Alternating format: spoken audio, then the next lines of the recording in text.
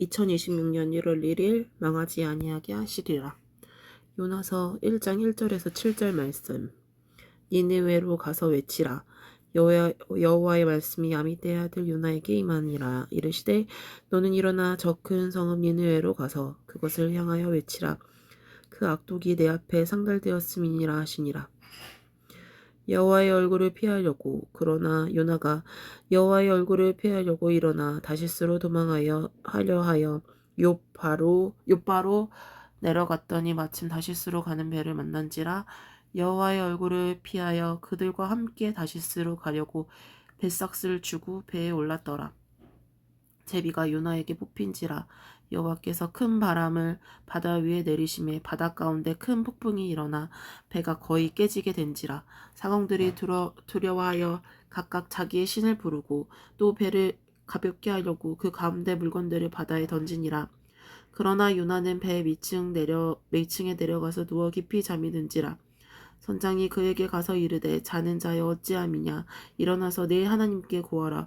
혹시 하나님이 우리를 생각하사 망하지 아니하게 하시리라 하니라. 그들이 서로 이르되 자 우리가 제비를 뽑아 이 재앙이 누구로 말미암아 우리에게 임하였나 알아보자 하고 곧 제비를 뽑으니 제비가 요나에게 뽑힌지라.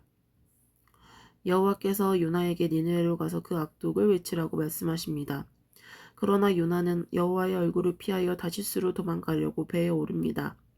여호와께서 큰 폭풍을 일으키시자 사공들은 재앙의 원인을 찾으려고 제비를 뽑고 그 제비는 요나에게 뽑힙니다.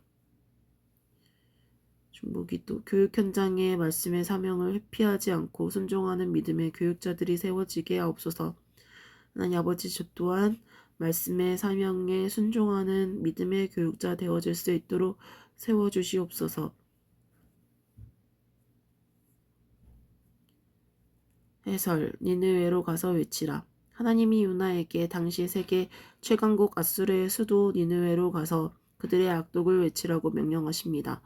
니느웨는 이스라엘을 괴롭히는 원수의 본거지였고 선지자 혼자 심판을 외치기에는 매우 위험한 곳이었습니다.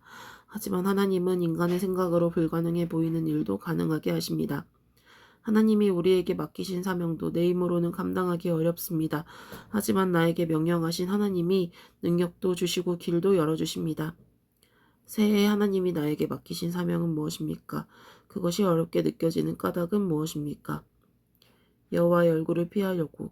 요나는 하나님의 명령을 듣고도 반대 방향인 다시스로 도망가려 합니다. 니느웨가 동쪽이라면 다시스는 서쪽 끝입니다. 여호와의 얼굴을 피하면 그의 명령도 피할 수 있다고 생각한 것입니다. 하지만 전능하신 하나님 앞에서 우리가 도망갈 곳은 없습니다. 우리도 하나님이 주신 어려운 사명을 회피하려 할 때가 있지만 하나님의 뜻은 반드시 이루어집니다.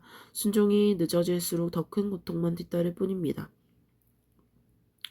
적용 질문. 내가 하나님의 얼굴을 피하려고 회피하는 일이 무엇입니까? 순종을 미루는 이유는 무엇입니까?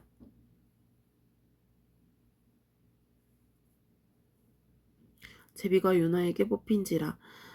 하나님이 큰 폭풍을 일으켜 요나를 도망가지 못하게 하십니다. 사공들은 각각 자기의 신에게 기도하며 물건을 바다에 던지는데 정작 참 하나님을 아는 요나는 배 밑에서 잠만 자고 있습니다.